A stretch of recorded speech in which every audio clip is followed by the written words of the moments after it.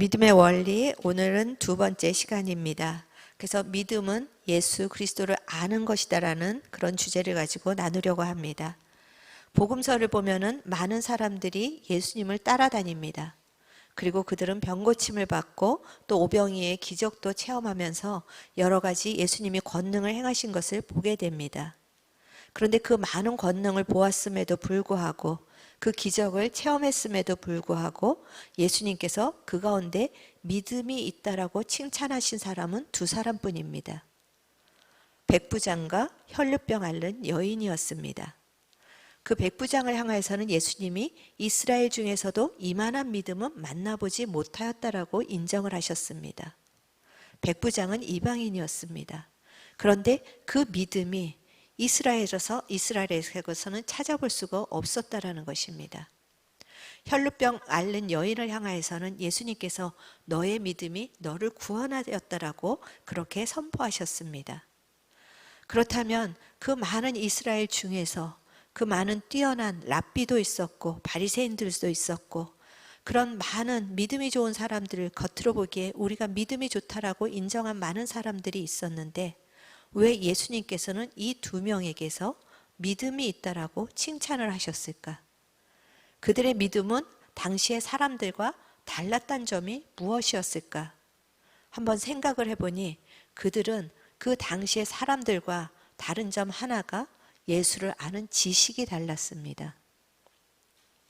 백부장은 하인이 병들었을 때 그 하인을 예수님께 고쳐달라고 예수님께 갔습니다. 그랬더니 예수님이 그 말을 듣고 이제 내가 가서 고쳐주리라 했더니 그 백부장이 마태복음 8장 8절에 보니 주여 내 집에 들어오심을 나는 감당치 못하겠사오니 다만 말씀으로만 하옵소서 그러면 내 하인이 낫겠사옵나이다. 이 백부장이 예수님께 대하여 가지고 있는 지식은 어떤 지식이었습니까? 말씀으로도 낫게 하시는 분이라는 것입니다. 말씀 한마디로 천지를 창조하신 하나님처럼 예수님의 말씀 한마디로 그 거리와 상관없이 어떤 상황과 상관없이 말씀이 그대로 될 것을 믿는 믿음을 가지고 있었습니다. 그는 예수님의 말씀이 권세가 있다라는 그 지식이 그에게 있었던 것입니다. 혈루병 여인에게는 어떠한 예수님에 대한 지식이 있었습니까? 마가복음 5장 28절에 보면 그 여인은 주님의 옷자락만 만져도 낫겠다라는 생각을 가지고 있었습니다. 당시의 율법으로는 이 혈루병 여자는 누구의 옷자락도 만져도 안 됩니다. 왜냐하면 이 혈루병 여자가 앉은 곳에 앉기만 해도 그 사람도 같이 부정한 자가 되는 것이었습니다. 그런데 이 혈루병 여인이 누구를 만진다거나 누가 그 여인을 스쳐도 안 되는데 직접 만진다라는 것은 그거는 정말 돌로 맞아 죽을 일이었습니다. 그 여인으로 인해서 모든 사람들이 부정해지기 때문입니다. 그런데 이 여인은 예수님에 대한 지식이 달랐습니다. 내가 예수님을 만지면 예수님이 나로 인해서 부정하게 되는 것이 아니라 내가 예수님으로 인해서 낫겠다. 이거는 단지 질병이 낫는 것을 의미하는 것이 아니라 자기의 부정한 것들이 깨끗해진다라는 그런 믿음이 있었던 것입니다. 예수님이 어떤 분인지에 대한 정확한 지식이 있었다라는 것입니다. 우리가 믿음을 갖기 위해서 우리의 큰 믿음을 위해서는 예수를 아는 것이 우리의 믿음의 출발이 되어야 합니다.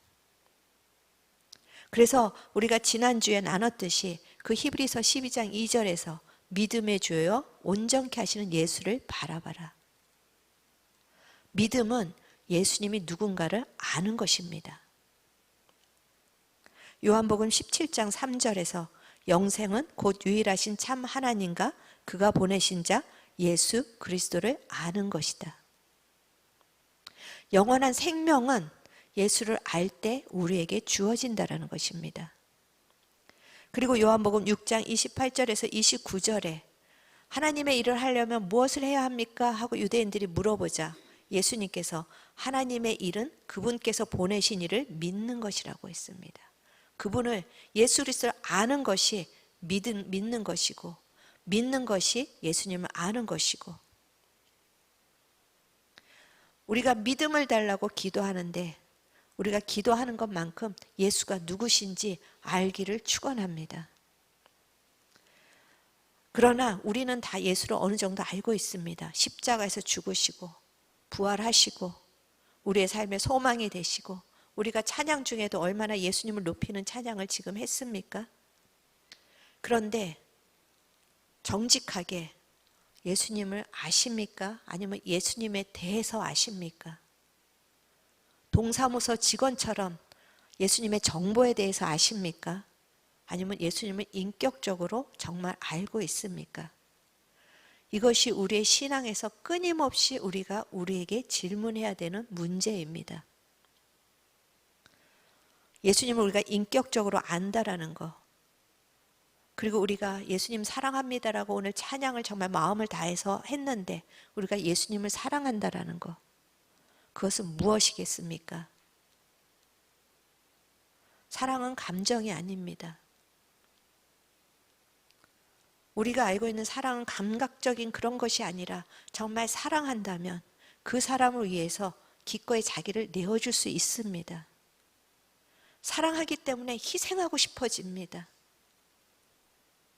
사랑이 없을 때 무엇인가를 하려면 그것은 그냥 의무인데, 사랑하면 그것을 더 해주고 싶고 그 사람을 위해서 내가 대신 아파주고 싶고 내가 대신 자식을 위해서 죽어지고 싶은 것이 사랑인 것입니다.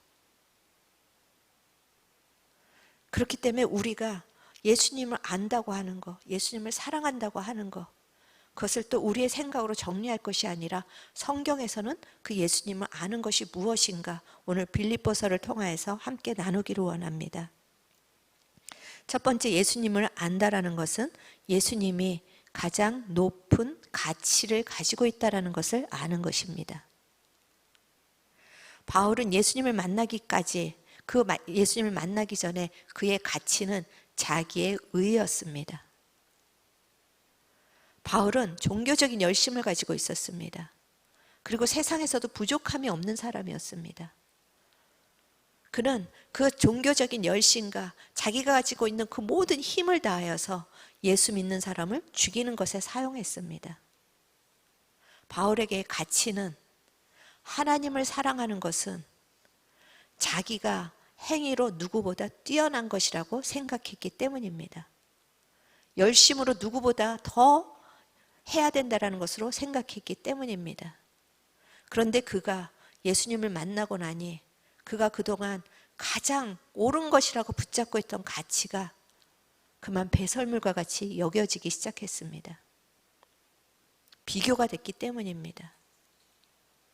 그가 움켜쥐고 있었던 자기의 의, 자기의 열심, 자기가 자랑하고 있던 힘으로 삼았던 세상의 것들, 이것이 예수의 가치와 비교해 보니 정말 배설물, 한마디로 똥 같은 것이라는 것입니다.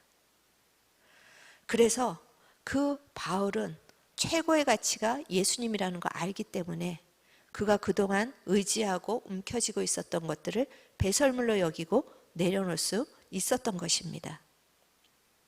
사람은 자기가 가치 있다고 생각하는 것에 열심을 냅니다.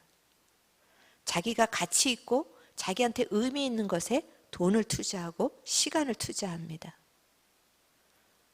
여러분이 지금 가장 여러분의 시간과 마음과 돈을 쏟고 있는 영역은 어떤 영역입니까? 그것이 지금 여러분의 가치인 것입니다. 예수 그리스도가 나의 최고의 가치라고 하는 것은 내가 예수 그리스도께 나의 마음을 더 드리고 싶고 예수 그리스도께 내 시간을 더 드리고 싶고 예수 그리스도께 내 물질을 더 드리고 싶고 예수 그리스도께 내가 무엇인가를 더 드려도 아깝지 않다라는 것입니다. 8절에서 바울은 그동안 자신이 가치 있게 여겼던 것을 오히려 해로 여긴다라고 합니다. 근데 여기서 해라는 원어를 보면은 손해, 손실을 의미합니다. 내가 세상의 것을 가지면 가질수록 예수를 아는 것에는 오히려 손실이 있다라는 것입니다. 우리는 솔직히 저도 그렇습니다. 세상의 것도 갖고 예수도 갖고 싶어 합니다. 그런데 세상의 것을 가지고 있으면 가지고 있을수록 그것이 오히려 손실이라는 것입니다. 그것을 가지고 있으면 예수를 얻을 수 없다라고 바울은 8절에서 이야기를 하고 있습니다. 왜냐하면 내 마음이 세상의 것으로 채워지면 채워질수록 예수로 채워질 수 있는 공간이 없어지기 때문입니다. 나한테 주시면 나는 안 그럴 텐데 아닙니다. 인간은 배부르면 하나님을 찾지 않습니다. 그렇기 때문에 바울이 나는 내가 가지고 있는 것이 오히려 손해다라고 그렇게 이야기할 수가 있는 것입니다. 여러분이 가지고 있는 물질이 예수를 믿는데 정말 손해입니까? 우리는 물질이 있어서 청지기로 예수님을 섬겨야 한다고 하는데 정말 여러분의 물질이 이익입니까? 손해입니까? 여러분의 가지고 있는 건강이 이익입니까? 손해입니까? 여러분이 가지고 있는 어떤 여러분이 지금 추구하는 것이 예수를 믿는데 이익입니까? 손해입니까?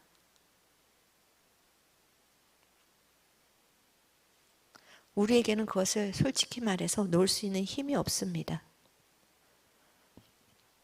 그런데 그것을 가지고 있으면 가질 수 있을수록 나에게는 손실이 많다라는 것입니다. 그래서 산상수훈에서 가난한 자는 복이 있나니 이것은 진리입니다. 물질이 없거나 심령적으로 피폐하거나 육신적으로 가난하거나 이것이 오히려 복이라고 말씀하시는 이 진리를 우리가 받아들이지 않는 한 예수를 우리의 마음에 담을 수 없습니다.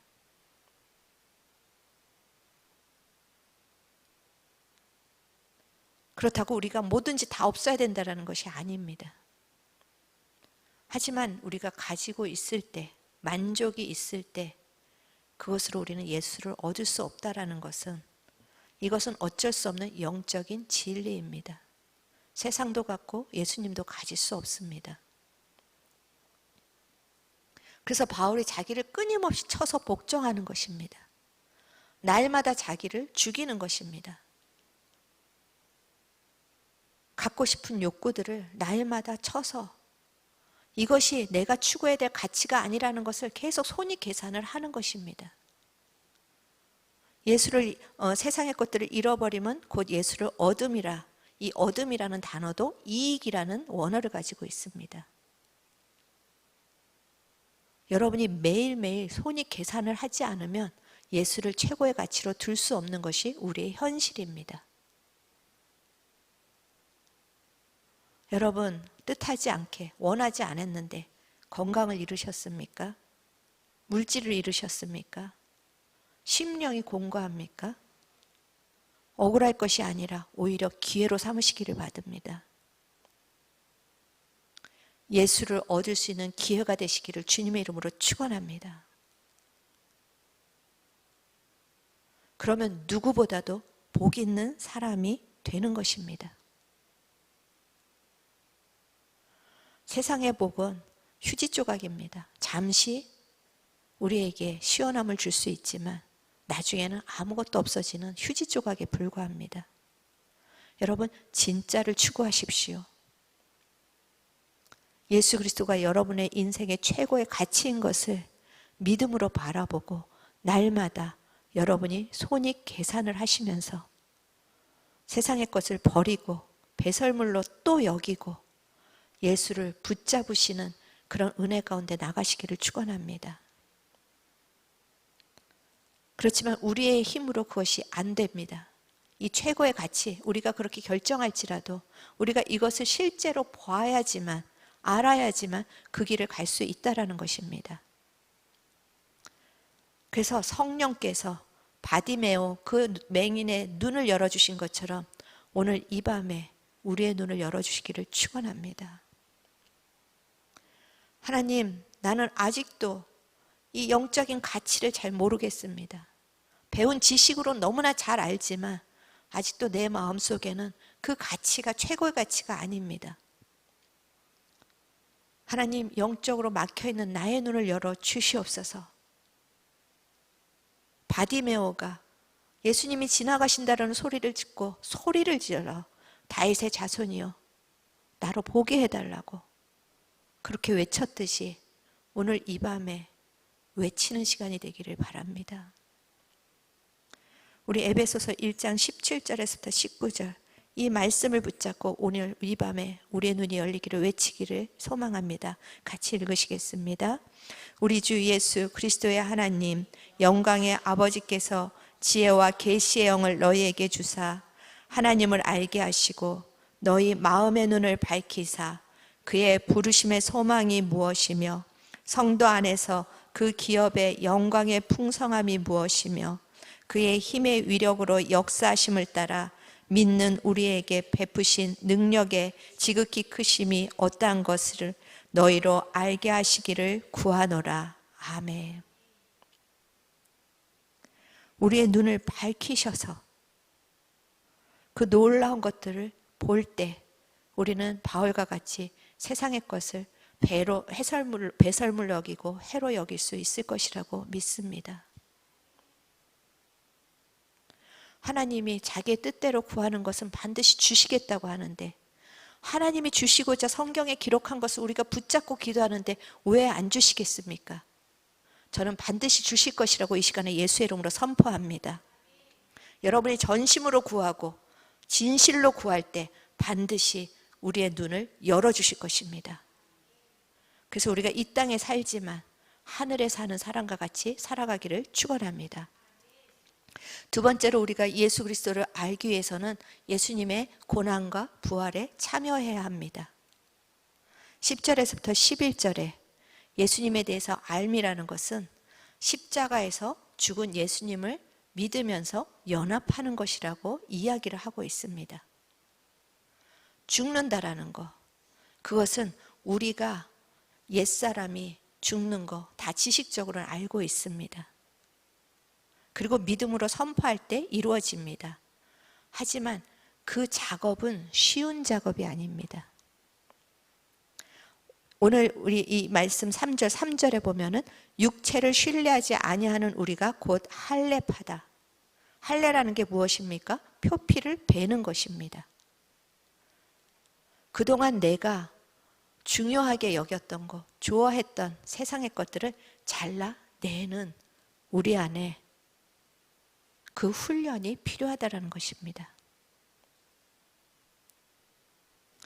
우리가 육체를 신뢰하는 마음은 너무나도 세상을 신뢰하는 마음은 우리가 노력하지 않아도 자동으로 됩니다. 그렇지 않습니까? 왜 그렇습니까? 우리가 그게 이미 몸에 배인 사람이기 때문입니다.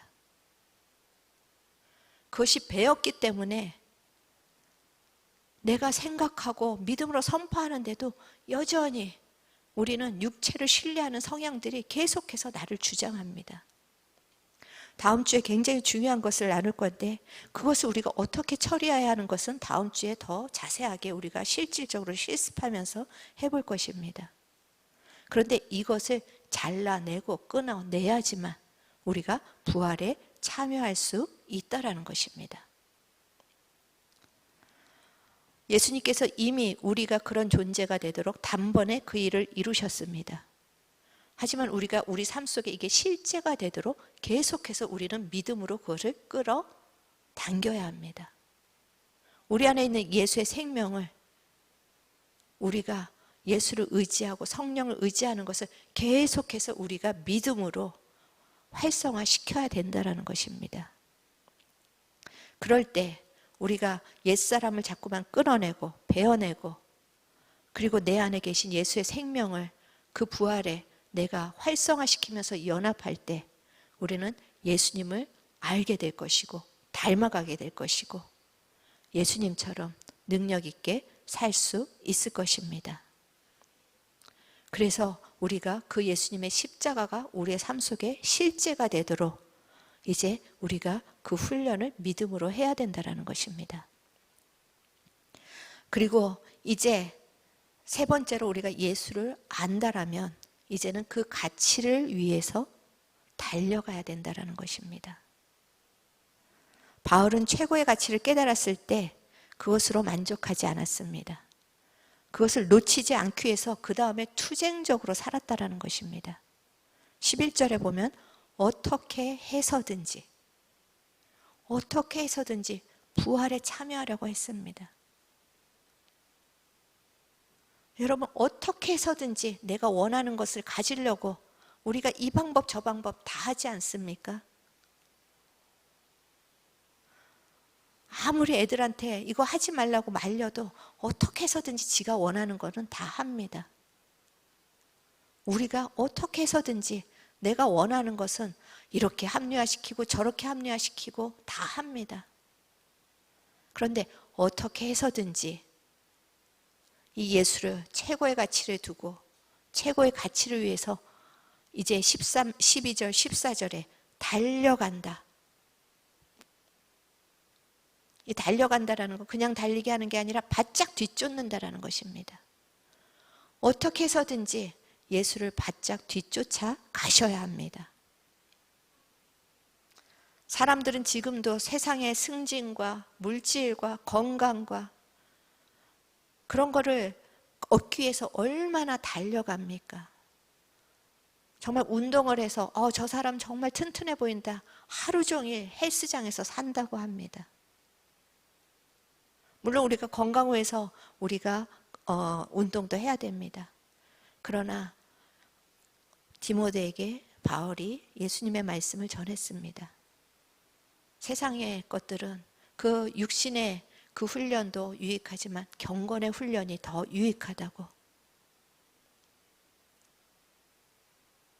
우리는 이 훈련을 늦춰서는 안 됩니다. 목표를 똑바로 정해야 합니다. 바울은 그 목표를 정하고 그 표대로 정하고 예수님이라는 최고의 가치를 자기 인생의 목표로 정하고 그 뒤를 바짝 쫓아서 달려갔습니다. 여러분, 돋보기가 아무리 커도 초점을 맞추자면 그 햇볕을 받아도 불을 낼 수가 없습니다. 하지만 작은 돋보기라도 햇볕에 초점만 잘 맞추면 거기서 불이 일어납니다. 여러분의 분산된 마음들을 예수께 초점을 맞추시기를 바랍니다. 그래서 성령의 불을 일으키십시오. 믿음의 불을 일으키십시오. 우리는 이 땅 썩어질 것을 위해서 부르심받은 존재가 아닙니다. 오늘도 이 세상이 우리를 흔듭니다. 오늘도 세상을 사랑하는 내 안에 안목의 정욕과 이 세상의 자랑과 육신의 정욕이 나를 흔듭니다. 그래서 휘청합니다. 그래도 그 시간에 멈춰서 진정한 가치가 무엇인지 계산하시기를 바랍니다. 그리고 다른 것들을 다 배설물로 여기고 이것들은 나에게 가치가 없다. 예수님만이 나의 최고의 가치이십니다. 나의 눈을 열어서 다시 하늘의 영광을 보게 하여 주시옵소서.